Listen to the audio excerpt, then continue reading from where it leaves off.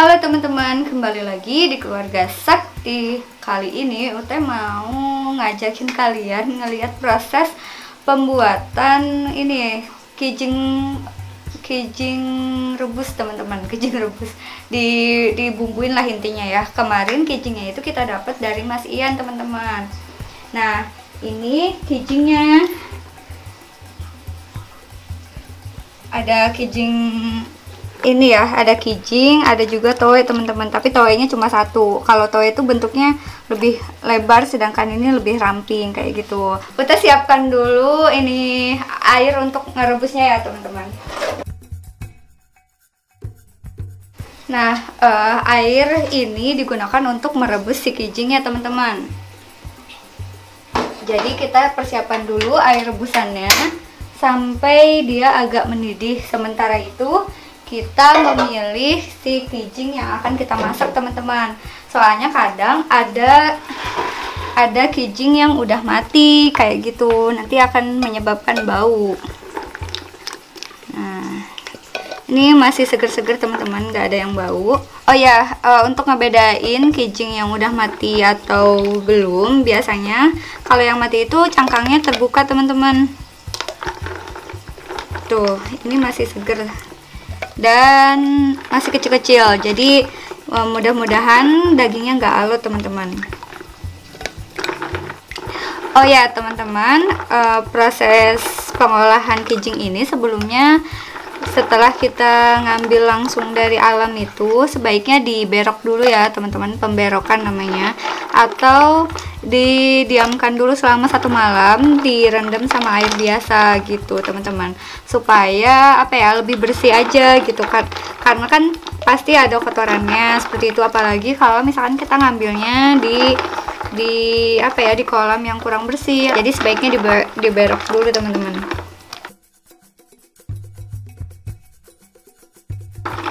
Nah ini udah habis, sekarang kita cuci teman-teman.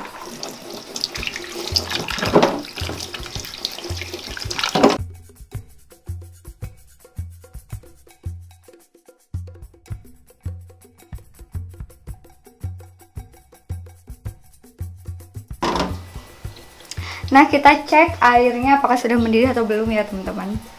Nah di ini udah hampir mendidih, itu waktu yang tepat ya teman-teman buat memasukkan kerangnya. Jadi kalian jangan memasukkan kerangnya saat air belum mendidih ya teman-teman.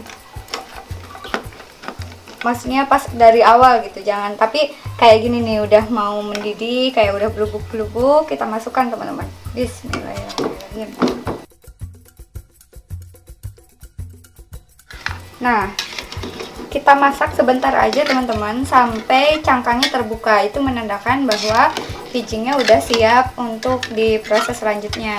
Jadi kita tutup dulu si kijing ini sampai dia cangkangnya terbuka.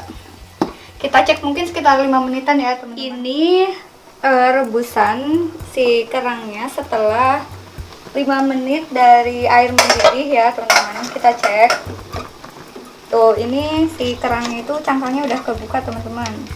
Tuh udah kebuka, kita aduk-aduk dan kecilkan apinya supaya buihnya gak naik. Nih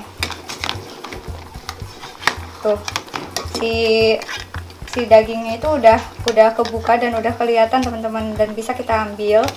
Nah kita aduk-aduk supaya terlepas gitu ya, nanti kita manual juga sih ngelepasnya. Setelah ini kita matikan api, terus ini teman-teman, kita copotin si dagingnya dari cangkang kerangnya. Ini kan pasti masih panas banget ya teman-teman. Ute mau siapkan wajan yang kedua teman-teman, yang akan digunakan untuk memasak. Di mana ya ini? Nah ini supaya nggak panas ketika kita ngambilnya, kita saring dulu.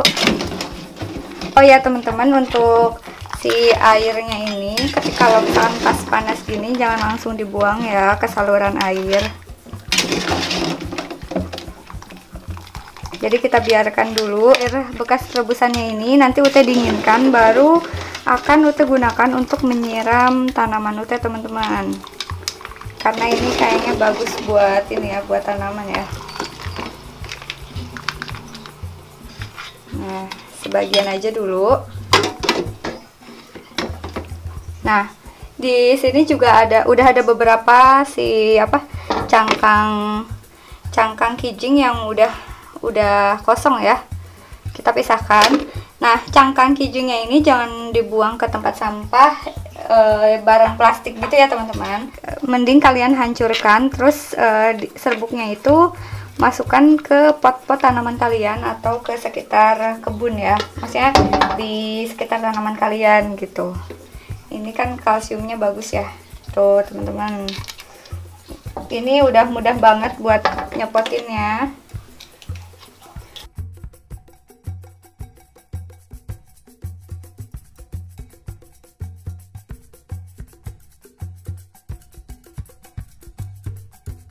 Ini akan Ute bersihkan dulu kotorannya ya teman-teman. Nih cara ngebersihinnya seperti ini teman-teman. Bersihin tuh, ini kotoran si ininya ya, si kijingnya tuh.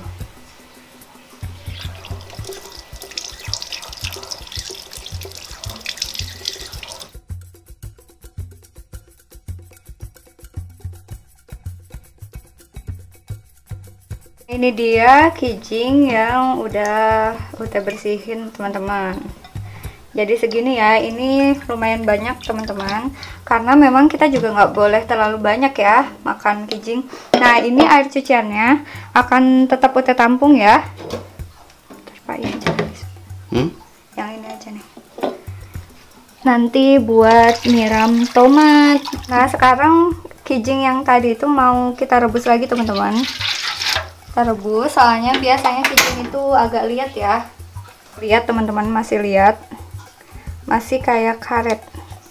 Di sini nanti Ute mau gunakan soda kue teman-teman, supaya teksturnya nggak liat, nggak alot ya, nggak alot banget tuh. Nah, ini salah satu cara supaya daging, kalau kita masak daging biar nggak alot dan nggak terlalu lama ya. Kecuali kalau kalian punya presto ya teman-teman, kalian tambahkan sedikit aja.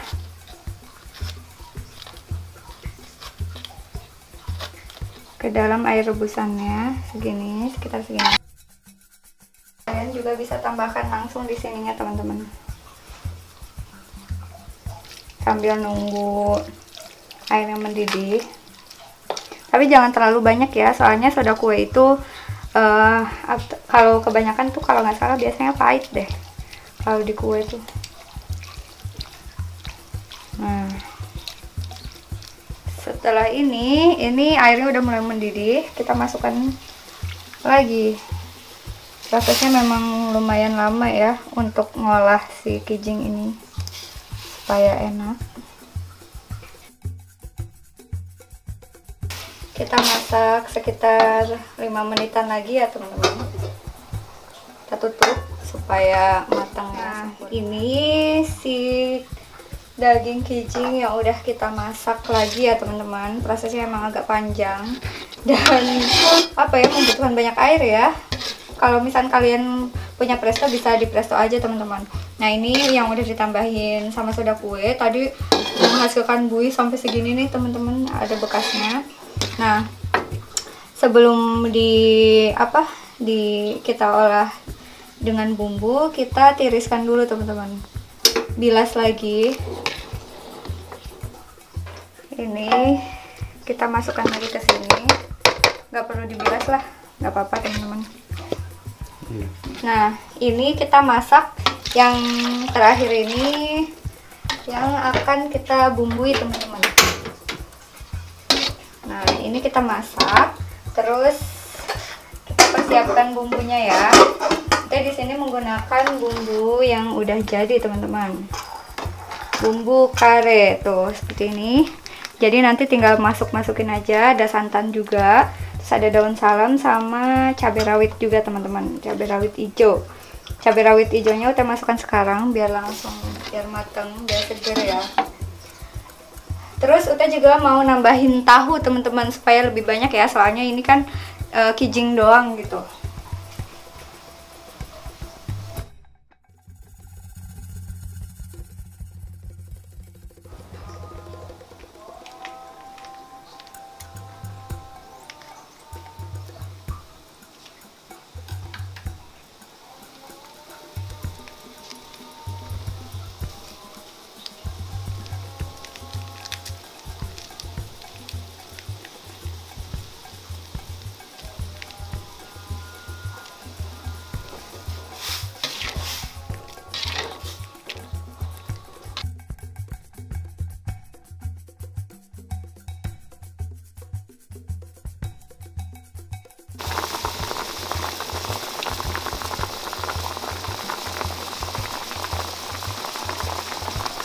Karenya udah mulai menyusut airnya teman-teman, waktunya ngasih ini santan. Uta pakainya yang instan biar nggak ribet.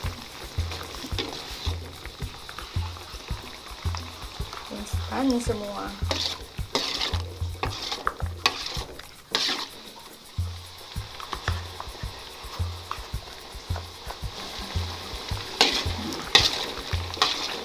Untuk kekentalannya itu bisa disesuaikan dengan selera masing-masing ya. Bisa kalian masak sampai airnya menyusut banget, atau gini juga udah cukup teman-teman. Untuk yang santannya juga jangan dimasak terlalu lama ya.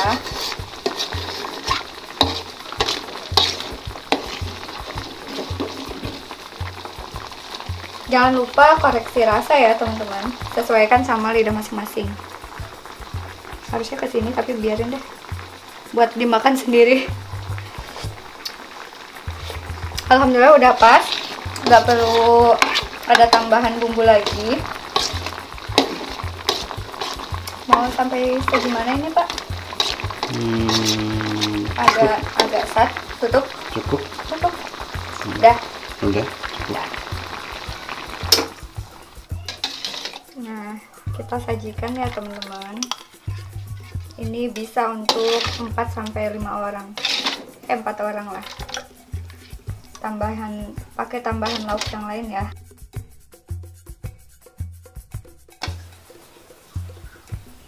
Ini dia kare kerang air tawar atau kare kijing teman-teman.